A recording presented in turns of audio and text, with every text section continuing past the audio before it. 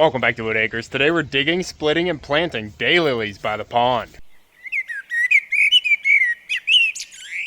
Huh, pup, you ready to get some planting done? It's turning into a beautiful day today. It got really cold yesterday with the rain that came through. But we're going to continue cleaning out this garden bed, and the next plant we're going to be taking out of here are these daylilies. We have a couple groupings here, and I'm going to try and split them apart and spread them around the pond bank. Might take those daffodils too. Huh, pup. But we're working on cleaning out this garden bed because we are going to be pulling this 9 bark out and redesigning this entire bed. So I need to get these pulled out anyway. And Echo Pup, what are you doing? You starting early? Don't damage anything. I'm sure there's moles living in there, huh? I was actually thinking about turning this thing into a little water feature. Since we have the upper level, we could have a little tiny falls or something coming into a lower pond. But that's getting ahead of ourselves. We're trying to get this cleaned out right now. And we've already started planting things out by the pond, so we're starting to get some green out there on the bank. We started off with some irises, and then we put some hostas up on the bank too. And if you remember, you already know, but we even got some more hostas planted out there since our last video too. And today, we're doing daylilies. Huh, Pop?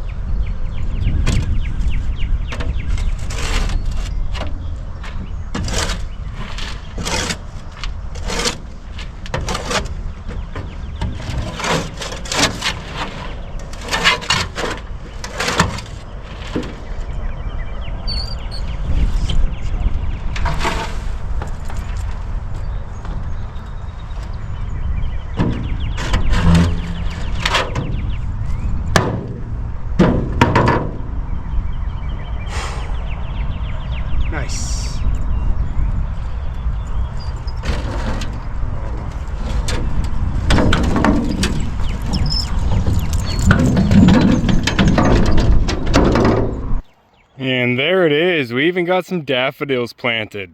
I got a group of daffodils here by the spillway. I also put one on the left corner and the right corner, and over behind the willow tree. Now it's a little bit hard to see looking into the sun, but we are getting this bank covered. We have the Empress Wu hosta, the largest hosta in the world, starting on the corner there. And then going down the top row, we have all the lilies spread out. I tried to get them in small groups so they could grow into the area. Bonnie, what are you doing out here? You coming out to see what's going on, girl? We're getting some new plantings in. You bird. We're getting some good coverage here on the hostas and the lilies though.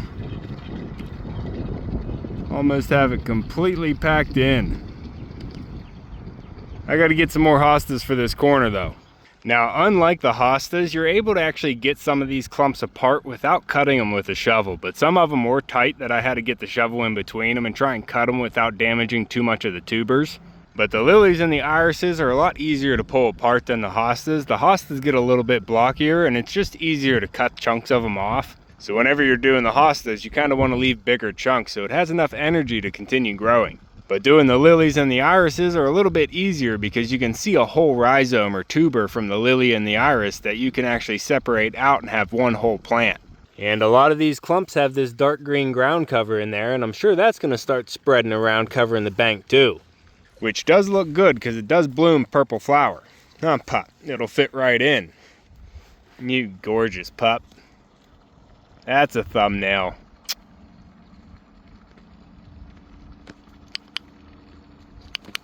Come here.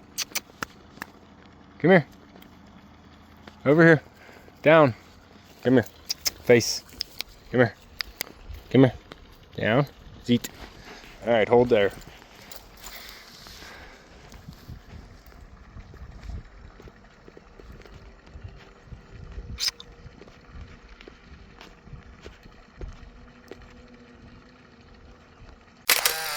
Good boy. I do have to get some more hostas to finish off the lower level there, but we did make it all the way across with the lilies. On dabbles. I see you, bud. Where's Mumbles? I see you, girl. I'll be up in a little bit, Bonnie. Who's that? Is that Regina? How'd they get out? Alright, I think we're done planting out here. I guess I gotta go open the gate and get them back in. Oh, and I did get 2 daylilies on the backside here too, because I want these orange flowers all the way around the pond, because these bright orange daylilies are gonna bloom right along with the hostas, and I think the orange and purple is gonna look really good together. Actually, I know it's gonna look good together because I have the same combination over on the driveway line. I don't see any growth on this ornamental grass yet. Maybe it has to get warmer. Hopefully it does grow. It was just a really small sliver. It might not have had enough energy. I have another one by the pergola we can try and dig up and split maybe next year if those don't grow in. But I think this is really starting to fill in here just with the volunteers we're able to pull from the gardens. Now we have more we can pull and we do have more bank we can plant on. As I mentioned before, we have some volunteer columbine and lupine we can also bring out here. But the other day off camera, I was also pruning the forsythia bush and I found some that was sprouting right out of the ground. So I put a little forsythia sprout right here, and then I put another one over on the other side where we have the other ornamental grass by the French drain. Or did I put it over further right? I don't know, it's little. I put it over there though. I don't know, we'll have to wait for it to grow in, but I do have some more forsythia we can pull out here and put on the bank if we want to.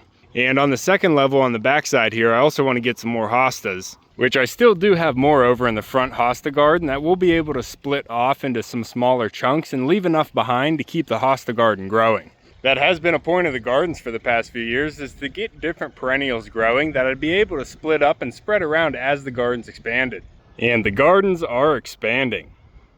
Huh, Pop? Ooh, the geyser. Gorgeous. I'm coming. And I'm thinking next video we might have to boat out to Goose Egg Island. I'm gonna have to weed whack out there, and I also picked up the tree that we're gonna be planting on the island. I hear you, Pop. You see a big bird? Big bird.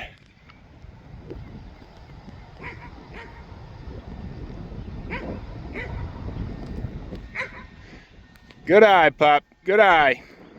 I'm not sure everything that I'm planting on Goose Egg Island yet, but I know that we're going to be planting at least one tree.